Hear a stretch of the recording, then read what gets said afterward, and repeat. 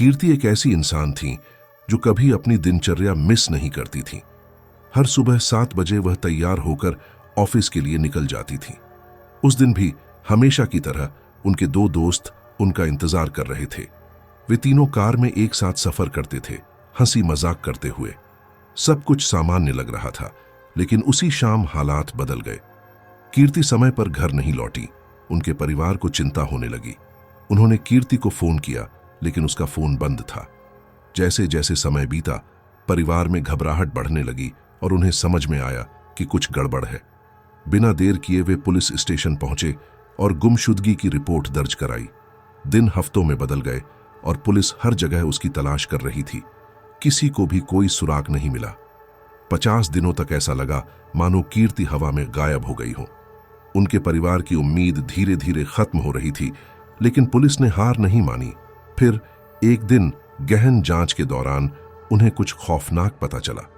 खून की एक बूंद जो छिपी हुई थी ने उन्हें आखिरकार वह जवाब दिया जिसकी उन्हें सख्त जरूरत थी। कीर्ति के लापता होने का सच धीरे धीरे सामने आने लगा। सच का पता लगाने के लिए वीडियो के अंत तक बने रहे और हमारे चैनल को सब्सक्राइब करना न भूलें। ये कहानी है कीर्ति व्यास की, जो मुंबई की एक युवा लड़की थी और जिसकी अचानक हुई गुमशुदगी ने सभी को हैरान कर दिया। 28 साल की कीर्ति अपने परिवार के साथ भारत नगर ग्रांट रोड मुंबई में रहती थी। पढ़ाई पूरी करने के बाद उसने अंधेरी वेस्ट में स्थित एक मशहूर सैलून ब्यूटी ब्लंट के फाइनेंस डिपार्टमेंट में नौकरी हासिल की। 16 मार्च 2018 को हर दिन की तरह कीर्ति सुबह 9 बजे अपने घर से काम पर जाने के लिए निकली। उसके 2 करीबी दोस्त सिद्धेश ताम्हनकर और खुशी सहजवानी पहले से ही अपनी कार में उसका इंतजार कर रहे थे। वो तीनों साथ में ऑफिस जाने वाले थे। सब कुछ सामान्य लग रहा था, लेकिन सुबह 11:30 बजे के करीब कीर्ति की मां ने उसे वाईफाई पासवर्ड पूछने के लिए फोन किया। मगर कुछ अजीब था, कीर्ति का फोन स्विच ऑफ था। उसकी मां ने बार बार कोशिश की, लेकिन फोन नहीं लगा। उन्होंने सोचा शायद काम के तनाव की वजह से कीर्ति ने फोन बंद कर दिया होगा, और उन्होंने अपना दिन वैसे ही जारी रखा। शाम होने के साथ कीर्ति का परिवार उम्मीद कर रहा था कि वह घर लौटेगी, लेकिन ऐसा नहीं हुआ। जैसे जैसे समय बीतता गया, परिवार की चिंता बढ़ती गई। उन्होंने उसके ऑफिस में फोन किया। उम्मीद थी कि वहां से कोई जवाब मिलेगा, लेकिन जब उन्होंने ऑफिस से सुना कि कीर्ति उस दिन काम पर आई ही नहीं थी, तो सभी हैरान रह गए। उसके फोन अभी भी बंद थे और किसी ने भी उससे संपर्क नहीं किया था। बेचैन और घबराए हुए कीर्ति के परिवार ने उसके दोस्तों से संपर्क करना शुरू किया, कोई जानकारी हासिल करने की कोशिश की। उसके दोस्तों ने बताया कि उन्होंने पिछली रात के बाद से कीर्ति से बात नहीं की थी। कीर्ति का कोई अता पता नहीं था और उसकी कोई खबर नहीं मिल रही थी। तो उसका परिवार आस पड़ोस में उसे ढूंढने निकल पड़ा, इस उम्मीद में कि शायद वह लौट आए। लेकिन रात बीत गई और कीर्ति की कोई खबर नहीं मिली। अगली सुबह हालात की गंभीरता को समझते हुए कीर्ति का परिवार D.B. रोड पुलिस स्टेशन पहुंचा और उसकी गुमशुदगी की रिपोर्ट दर्ज करवाई। पुलिस ने तुरंत जांच शुरू की। उसके ऑफिस पहुंचकर कर्मचारियों से पूछताछ की और उसके दोस्तों से बात की। सिद्धेश और खुशी ने पुलिस को बताया कि उन्होंने उस सुबह कीर्ति को हर रोज की तरह पिक किया था, लेकिन रास्ते में कीर्ति ने उन्हें कहा कि उसे किसी से मिलने के लिए ग्रांट रोड स्टेशन पर उतार दें। 50 दिनों तक पुलिस ने बड़े पैमाने पर तलाशी अभियान चलाया, लेकिन कीर्ति का कहीं कोई सुराग नहीं मिला। ऐसा लग रहा था मानो वो हवा में गायब हो गई हो। उसके परिवार की उम्मीदें दिन ब दिन कमजोर होती जा रही थीं, लेकिन पुलिस की लगातार जांच के बाद एक महत्वपूर्ण सबूत हाथ लगा, खून का एक छोटा सा धब्बा। इस छोटे से सुराग ने आखिरकार जांचकर्ताओं को वो जवाब दिलाए जिसकी उन्हें तलाश थी। कीर्ति व्यास के साथ क्या हुआ था, उस सुबह वो किससे मिलने जा रही थी और वो क्यों गायब हो गई। इस डरावनी सच्चाई का खुलासा करने के लिए हमारे साथ बने रहिए, और ये जानने के लिए कि कीर्ति के साथ वास्तव में क्या हुआ, हमारे चैनल को सब्सक्राइब करना ना भूलें। कीर्ति व्यास की गुमशुदगी की जांच में एक अहम मोड़ तब आया जब पुलिस ने उसके दोस्तों सिद्धेश ताम्हनकर और खुशी सहजवानी के बयानों की जांच शुरू की। 16 मार्च 2018 की सुबह कीर्ति के घर के बाहर लगे सीसीटीवी फुटेज में साफ दिख रहा था कि सुबह 9:00 बजे कीर्ति अपने घर से निकलकर सिद्धेश और खुशी की कार में बैठी। यही आखिरी बार था जब कीर्ति को जिंदा देखा गया था। स्वाभाविक रूप से शक की सुई उन दोनों दोस्तों पर जा टिकी, क्योंकि वही आखिरी लोग थे जो कीर्ति के साथ थे। पुलिस ने सिद्धेश और खुशी से गहराई से पूछताछ की, उस दिन की हर छोटी बड़ी बात जानने की कोशिश की। दोनों ने दावा किया कि उन्होंने कीर्ति को पिक करने के बाद ग्रांट रोड स्टेशन पर छोड़ा था, जहां कीर्ति ने कहा था कि उसे किसी से मिलना है। उनकी कहानी की पुष्टि के लिए पुलिस ने कीर्ति के घर के बाहर लगे सीसीटीवी फुटेज की जांच की और यह साफ हो गया कि कीर्ति सच में उनके साथ गई थी। हालांकि पुलिस ने अभी तक ग्रांट रोड स्टेशन के पास का फुटेज चेक नहीं किया था, जहां सिद्धेश और खुशी ने उसे छोड़ने का दावा किया था। पुलिस ने तुरंत एक टीम भेजकर स्टेशन के इलाके की सीसीटीवी फुटेज की जांच शुरू की। साथ ही उन्होंने सिद्धेश और खुशी की कार का डैश कैम फुटेज भी खंगालना शुरू किया।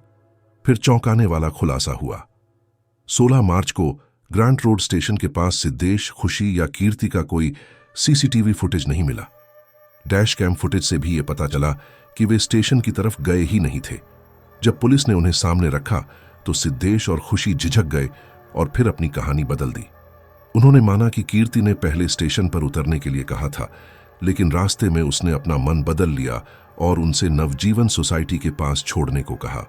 उनके बार बार बदलते बयानों ने पुलिस को और भी शक में डाल दिया और उन्होंने दोनों पर कड़ी नजर रखनी शुरू कर दी।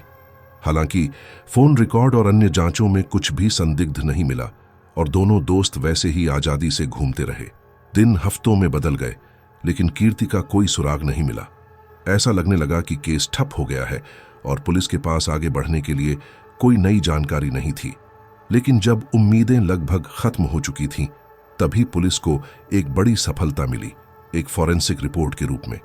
कीर्ति के गायब होने के तुरंत बाद पुलिस ने सिद्धेश और खुशी की कार को फॉरेंसिक जांच के लिए भेजा था। अब रिपोर्ट आई और उसमें एक चौंकाने वाला सबूत था। कार के ट्रंक में खून की एक बूंद मिली थी। जब उसका परीक्षण किया गया तो वह खून कीर्ति के माता पिता से मेल खा गया, जिससे यह साफ हो गया कि वो खून कीर्ति का था। इस खोज ने जांच की दिशा पूरी तरह से बदल दी। कार के ट्रंक में खून मिलने से यह सवाल खड़ा हो गया कि कीर्ति के साथ असल में क्या हुआ था। इस नए सबूत के साथ पुलिस ने बिना समय गंवाए सिद्धेश और खुशी को फिर से हिरासत में ले लिया। इस बार पूछताछ बहुत सख्त थी और ऐसा लग रहा था कि सच अब सामने आने वाला है। आखिरकार कीर्ति के साथ उस दिन की कार यात्रा के बाद क्या हुआ था? जवाब अब बहुत करीब थे। सिद्धेश और खुशी काफी समय तक अपनी कहानी पर टिके रहे, यह दावा करते हुए कि उन्होंने कीर्ति को रास्ते में उतार दिया था और उसके बाद उन्हें नहीं पता कि वह कहां गई।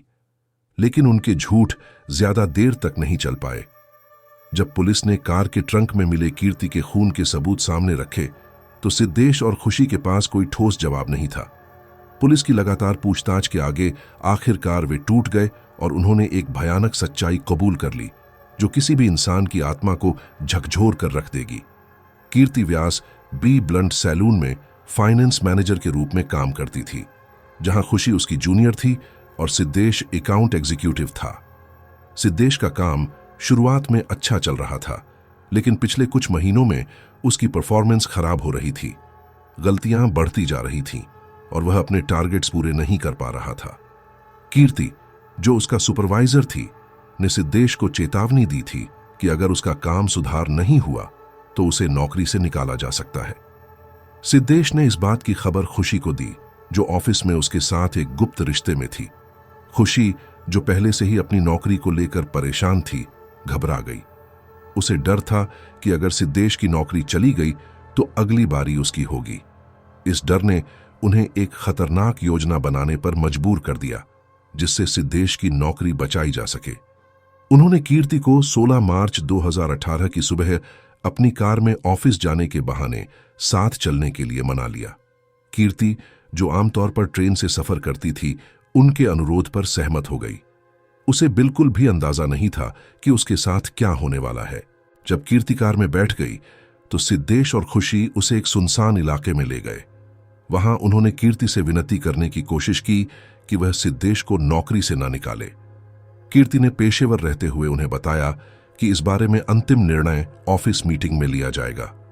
यह जवाब वह नहीं था जो वे सुनना चाहते थे। घबराहट और गुस्से में उन्होंने कार के अंदर ही कीर्ति के साथ बहस शुरू कर दी। बहस जल्दी ही हिंसक हो गई और एक भयानक कृत्य में सिद्धेश और खुशी ने एक स्कार्फ से कीर्ति का गला घोंट दिया जब तक कि उसकी मौत नहीं हो गई। उनका अपराध यहीं खत्म नहीं हुआ। एक निर्दयी और सुनियोजित कदम में उन्होंने कीर्ति के शव को इस तरह से ठिकाने लगाने का फैसला किया जिससे उनकी संलिप्तता छुप सके। उन्होंने एक सुनसान जगह पर कार रोकी और दिल दहला देने वाले तरीके से कार के अंदर ही कीर्ति के शरीर को 3 टुकड़ों में काट दिया। इसके बाद उन्होंने उसके शरीर के हिस्सों को अलग अलग जगहों पर फेंक दिया ताकि अपराध का कोई सुराग न मिले। इस भयानक कृत्य के बाद सिद्धेश और खुशी एक पास के कार वॉश पर गए और कार को साफ करने की कोशिश की ताकि कोई भी सबूत न बच सके। उन्होंने कीर्ति के परिवार के साथ मिलकर उसकी तलाश का नाटक भी किया, सोशल मीडिया पर अभियान चलाए और पुलिस के साथ सहयोग करते हुए खुद को बेगुनाह साबित करने की कोशिश की। ऐसा लग रहा था कि उनकी योजना सफल हो जाएगी, लेकिन उनकी किस्मत तब खराब हो गई जब कार वॉश में कार के ट्रंक को ठीक से साफ नहीं किया गया और वहां कीर्ति का एक खून का कतरा रह गया, वही कतरा जिसने उनके पूरे अपराध को उजागर कर दिया। इस खून के सबूत के साथ पुलिस के पास सिद्धेश और खुशी को गिरफ्तार करने के लिए पर्याप्त कारण थे। दोनों पर अपहरण, पुलिस को गुमराह करने, सबूत नष्ट करने और हत्या के आरोप लगे।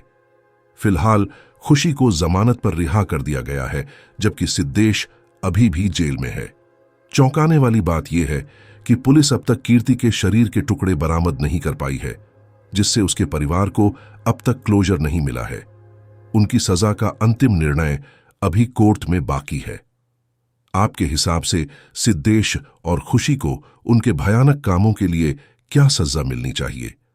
अपने विचार कमेंट में साझा करें। अगर आपको ये कहानी पसंद आई हो तो वीडियो को लाइक और शेयर करना न भूलें और ऐसी ही ग्रिपिंग क्राइम स्टोरीज के लिए हमारे चैनल को सब्सक्राइब जरूर करें।